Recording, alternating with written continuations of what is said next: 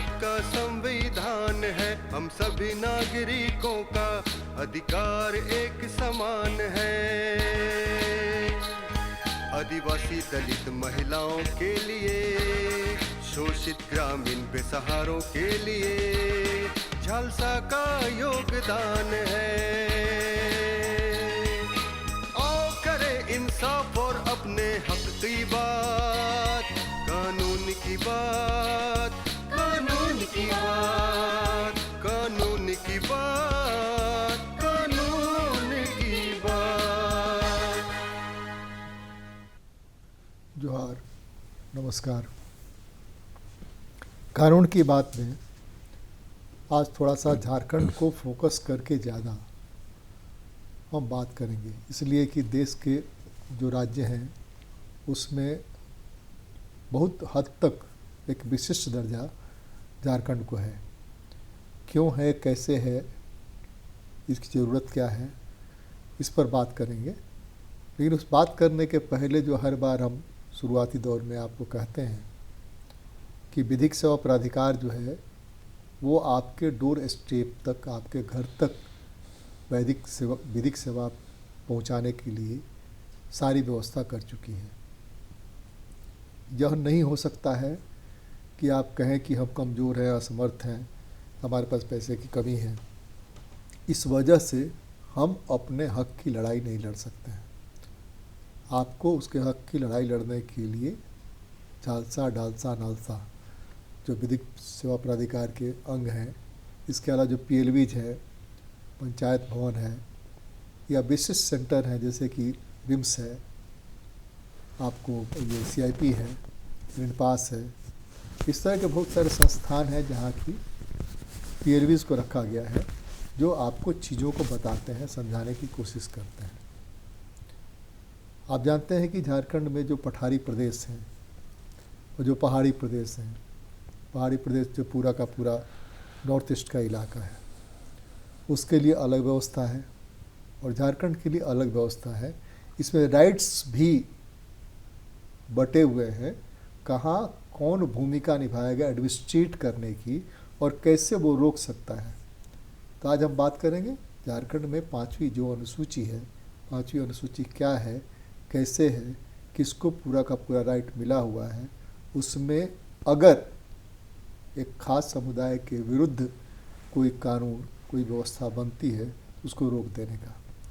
झारखंड में इस सरकार में नहीं, इस सरकार के पहले यह मामला आ चुका है और राज्यपाल ने रोक दिया था।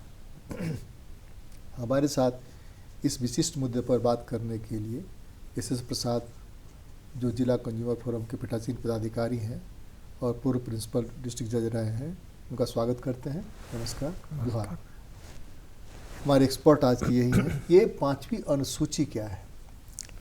संविधान में टोटल 12 अनुसूची है और जब कभी भी आप कानूनी दायरे में देखे होंगे कि कोई प्लेंट बनाते हैं, कोई भी मसविदा तैयार करते हैं, तो उसको स्पेशली इम्फेसिस करने के लिए आप अपना शेड्यूल देते हैं। उस शेड्यूल में उसका विशेष डिस्क्रिप्शन होता है। उसी तरह से ये 5वां अनुसूची जो है, जिसमें आदिवासियों के संरक्षण के लिए जो प्रावधान किए गए हैं उसको दर्शाया गया है। 5वां अनुसूची कहता है कि ये लागू होगा आसाम, त्रिपुरा, मिजोरम, ये सब 4 स्टेट को छोड़ के बाकी पूरे हिंदुस्तान में ये लागू होगा और इसमें आदिवासियों के हितों के संरक्षण, आदिवासियों के संपत्तियों का संरक्षण और उसके संस्कृति के संरक्षण के लिए राज्यपाल को एम्पावर किया गया। 5वीं अनुसूची जो है वो एक डिमार्केटेड एरिया भी तो हो सकता है। यस, वो डिमार्केटेड एरिया ही है जिसमें स्पेशली प्रोविजन, जैसे कि झारखंड में 24 जिले हैं जी, करीब करीब हमको लगता है 300 के आसपास में प्रखंड और अंचल हैं। तो उसमें एक डिमार्केटेड एरिया होगा कि इस एरिया में ही 5th शेड्यूल है, तमाम जगह 5th शेड्यूल नहीं है। ये 5th शेड्यूल पूरे हिंदुस्तान में लागू है, okay, except 4 states, Assam, Tripura, Meghalaya और मिजोरम। इसको छोड़ के वो 6th शेड्यूल में है। इसके अतिरिक्त ये फिफ्थ शेड्यूल जो है पूरे हिंदुस्तान में लागू है, लेकिन इसमें प्रावधान है आदिवासियों से संबंधित। तो जहाँ कहीं भी आदिवासी हैं वहाँ पर इसका व्यवहार होगा, जहाँ आदिवासी नहीं है वहाँ इसको लागू करने का नहीं, कोई तो डिमार्केटेड एरिया तय किया हुआ है। डिमार्केटेड एरिया नहीं है, पूरे हिंदुस्तान के लिए है। और डिमार्केटेड एरिया जो शेड्यूल 6 में आता है वो आता है 4 स्टेट में। उस 4 स्टेट में शेड्यूल 6 लागू होगा। नहीं, यहाँ जो किताबें हैं, जो किताबों में चीज़ें हैं कि ये फला फला अंचल जो है, ये अंचल जो है फिफ्थ शेड्यूल के इलाके ये क्राइटेरिया में आता है।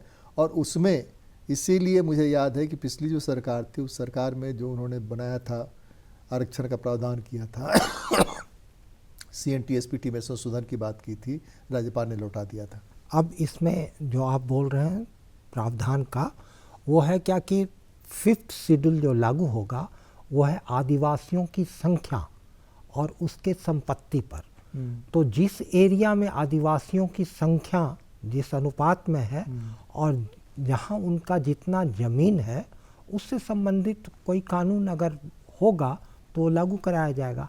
अगर मान लिया जाए कि कोई ऐसा ज़िला है या ऐसा अंचल है जहाँ पर कि 100% लैंड आदिवासी है, तो आप वहाँ पर CNT एक्ट या SPT एक्ट लागू है। तो नहीं, ऐसा जिला तो कोई नहीं है झारखंड में। ऐसा कोई जिला नहीं है जहाँ के 100% वो लागू, ऐसा कहीं नहीं है, ऐसा कहीं नहीं है। पूरे देश में अभी 8% आदिवासियों की संख्या है। पूरे देश की जनसंख्या का 8% और थोड़ा ज़्यादा ये जनसंख्या है आदिवासियों की। आदिवासियों का 36-37 जाति है जो विभिन्न भाग में देश में रह रहे हैं। हर का एक अलग भाषा है और उसकी एक विशिष्ट संस्कृति है। और ये सामान्य जो भारतीय हैं उनसे पिछड़े हुए हैं, उनसे डिफरेंट हैं, कल्चरली वो डिफरेंट है। अब उठता है कि जब ये डिफरेंट हैं, ये एबॉरिजिनल हैं इस क्षेत्र के, तो इनका संरक्षण होना चाहिए। पूरे विश्व में इन लोगों आदिवासियों के संरक्षण के लिए कानून है, भारत में भी कानून है।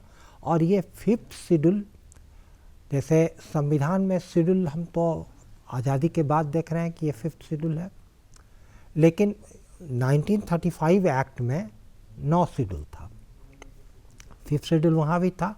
ये फिफ्थ शेड्यूल प्रोविज़न देता है कि आदिवासियों के ज़मीन के संबंध में अलग कानून बनाया जा सकता है, उनको जो मनी लेंडिंग का जो है कारोबार उस संबंध में अलग कानून बनाया जा सकता है, और उनके उत्थान के लिए एक कमेटी का गठन किया जा सकता है जो परामर्शदात्री कमेटी कहलाती है।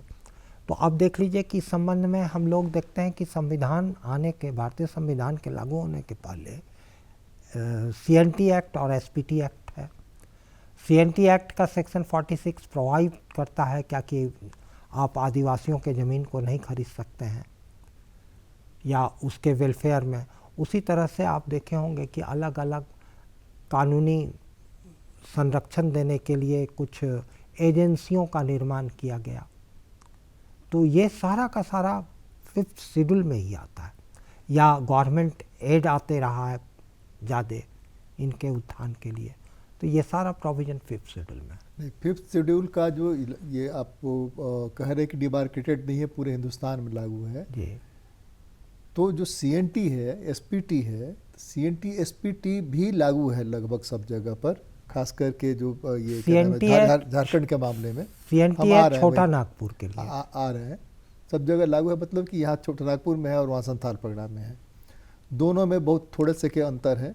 एक में है कि कोई ज़मीन नहीं बिक सकती है बसोर ज़मीन के अलावा, संथाल परगना SPT एक्ट में है। कोई ज़मीन ट्रांसफरेबल नहीं है। यहाँ ट्रांसफरेबल है लेकिन उसमें लगा हुआ है, उस लेकिन में जो मौजा है, थाना नंबर है, उस थाना नंबर का ही आदिवासी होना चाहिए, DC का परमिशन होना चाहिए, तभी ट्रांसफ़र हो सकता है जी। उसके संरक्षक DC भी हैं, DC का अधिकार है, इसके लिए DC के स्पेशल कोर्ट हैं, स्पेशल कोर्ट बहुत लंबे समय तक चलते रहे हैं।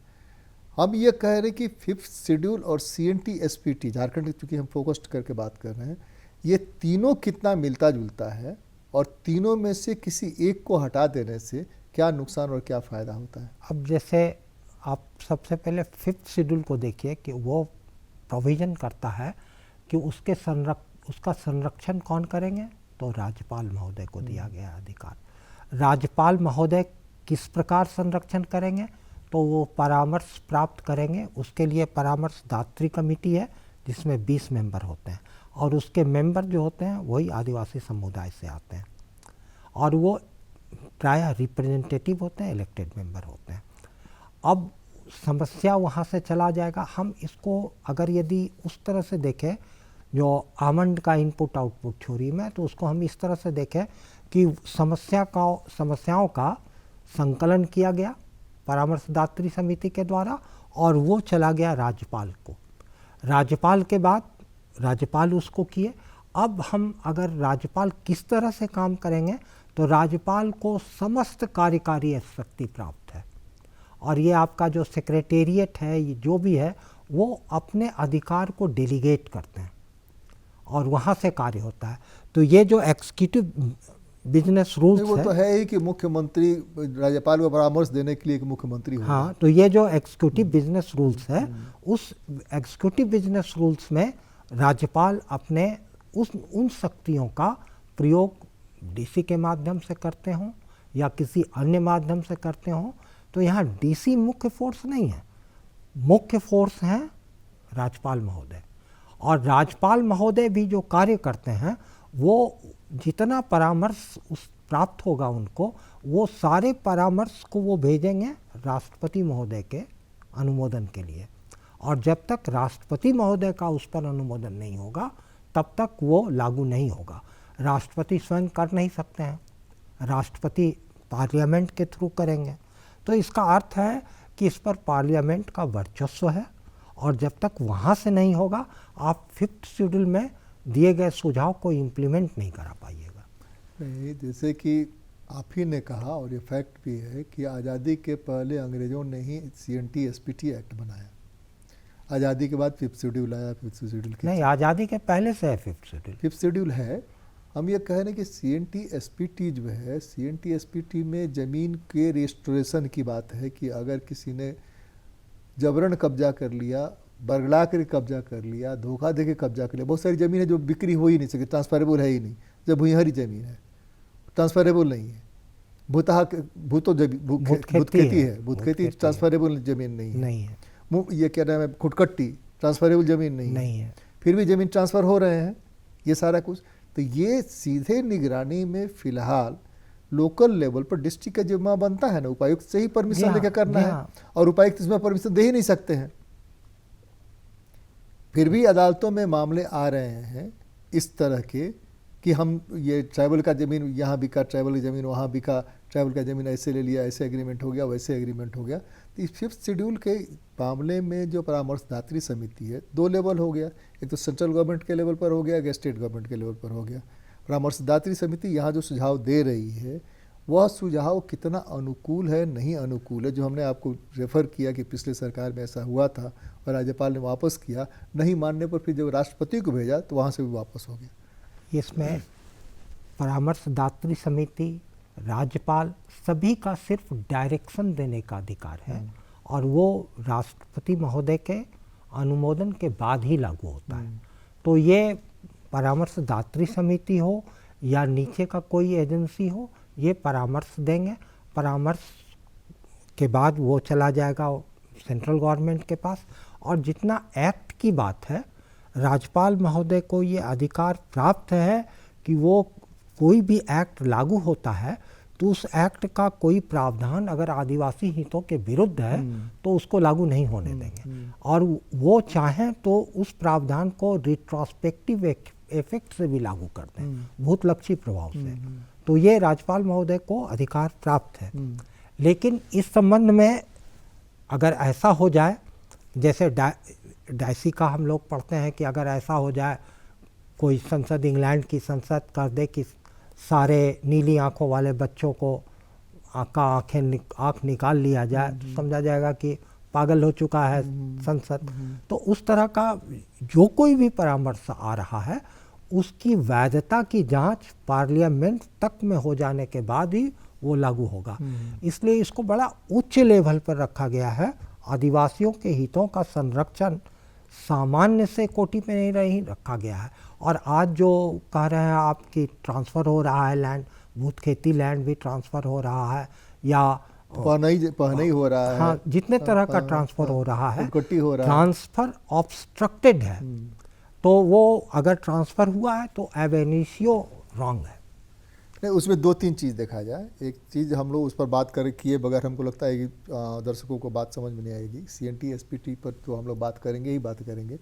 CNT की अगर हम बात करें कि छोटानागपुर टेनेंसी एक्ट जो है वह मुख्तसर में क्या है, मुख्य बातें क्या है उसमें, तब हम लोग बात को SPT पर ले जाते हैं और 5th शेड्यूल पर फिर खींच करके ले सबसे पहले आप जानिए कि टेनेंसी क्या होता है, उसके बाद आएगा छोटानागपुर या संथाल परगना। टेनेंसी एक्ट क्या है? जैसे टेनेंसी का अर्थ होता है टेनेंट, टेनेंट से टेनेंसी किराएदार है ना। अब ये जमीन का मालिक कौन है? जमीन का मालिक कहा जाता है कि गवर्नमेंट है, सरकार है। आप इसको बहुत साधारण ढंग से कह सकते हैं सबे भूमि गोपाल की जो भी है सब ईश्वरीय भूमि है, और उसका प्रतिनिधि कौन है? सरकार है। तो ये सब कुछ उसका है, और सरकार आपसे टैक्स लेती है और आपको रैयती अधिकार देती है ना। आप रैयती अधिकार में चले गए तो ये जो टैक्सेशन का जो प्रोविज़न है ये है टेनेंसी एक्ट। उस जमीन के बदले में जो आप टैक्स लेती है गवर्नमेंट वो है tenancy act. Santhal Pargana tenancy act, और अपने यहाँ 3 एक्ट लागू है ना जमीन के मामले में। एक झारखंड टेनेंसी एक्ट है, हाँ, जो सामान्य लोगों पर लागू होता है, हाँ, जो बिहार से हमने अडॉप्ट कर लिया, और CNT SPT पहले से था। तो CNT SPT में जैसे है कि आदिवासी के ज़मीन के अलावा जो ये क्या नाम है, ये क्या बोलते हैं, अनुसूचित जनजाति है, उसके ज़मीन का भी लिमिटेशन है, कहाँ ट्रांसफ़र हो सकता है, कितना दूर तक। कुर्मी जो कुर्मी हैं या इस तरह की जातियाँ जो OBC में आती हैं वो कैसे ट्रांसफ़र होगा? बिना परमिशन के हो ही नहीं सकता है। तो ये 5th शेड्यूल को कैसे कवर करता है? 5th शेड्यूल में राज्यपाल महोदय को अधिकार है कि आदिवासियों के ज़मीन के ट्रांसफ़र के संबंध में वो कानून ला सकते हैं, और उसी कानून के आधार पर CNT और SPT एक्ट बना है। अब वो जो आपके बैकवर्ड क्लासेस आर का है वो इससे कवर नहीं है, ये शेड्यूल 5 से कवर उसमें भी DC का परमिशन लेना। CNT में DC हम कह रहे हैं, हम लोग अभी शेड्यूल 5 पर बात कर रहे हैं। तो वो जो बैकवर्ड लैंड है वो CNT एक्ट से प्रोटेक्टेड नहीं है। ये आदिवासी लैंड जो है वो CNT एक्ट से प्रोटेक्टेड है, और वो CNT एक्ट जो है वो शेड्यूल 5 के लाइट में बनाया वो तो गया। क्लियर है। हम ये कह रहे हैं कि झारखंड टेनेंसी एक्ट में भी जो प्रोविजन CNT से जुड़ा हुआ है वो है कि जो पिछड़ी जातियां हैं, बैकवर्ड कास्ट हैं, उनका और शेड्यूल कास्ट का जमीन ट्रांसफ़र तभी होगा जबकि DC permission with in district होगा। हम आपको कहें क्या कि इसमें सबसे पहले आप 5th शेड्यूल बैकवर्ड को इससे हटाइए। आज हम लोग जो बात कर रहे हैं शेड्यूल 5 पर, तो शेड्यूल 5 में बैकवर्ड्स को राइट नहीं दिया गया, वो सिर्फ आदिवासियों तो क्यों परमिशन लेगा वो DC से? अब वो अभी उसका मुद्दा नहीं है। हम लोग शेड्यूल 5 पे बात कर रहे हैं। शेड्यूल 5 में आदिवासियों से संबंधित कानून लाने का प्रावधान है, और इस कहीं आदिवासियों की जमीन के संरक्षण का प्रावधान प्रावधान है, और इसमें बैकवर्ड्स क्लासेस का संरक्षण का कोई प्रावधान नहीं। अच्छा, 5th शेड्यूल में पूरा। और इस संबंध में जो ऑर्डर पास होता है, मतलब ऑर्डर नोटिफाई होता है, पास नहीं कहिए, नोटिफाई होता है। आर्टिकल 342 में राष्ट्रपति महोदय को अधिकार है कि वो लिस्ट पब्लिश करते हैं कि आदिवासियों में कौन आदिवासी हैं, किस कास्ट से हैं, कहाँ हैं, वो कर देते हैं। एक बार अगर यदि वो लिस्ट प्रकाशित हो गया है तो फिर उसमें एमेंड भी नहीं कर सकते हैं, और उसमें अमेंडमेंट लाने का आदेश कोई न्यायालय भी नहीं कर सकता है। न्यायालय सिर्फ एक डायरेक्टिव पास कर सकता है, लेकिन वो ऑर्डर पास करने का अधिकार सिर्फ राष्ट्रपति महोदय को है। तो ये इतना प्रोटेक्टेड है कि इनके अधिकार क्षेत्र में कोई भी दखल नहीं दे सकता है। इवन बहुत से 46 CNT एक्ट के सेक्शन 46 में बहुत सा ऐसा जजमेंट है जो बार कर देता है जुरिस्डिक्शन नहीं, कोर्ट उसी से जुड़ा हुआ पेशा आया है ना, पेशा जो आया उसी से जुड़ा हुआ आया कि पेशा में ग्राम सभा को यह राइट होगा जो non transferable, completely non transferable है, जिसके बारे में हम लोगों ने चर्चा की।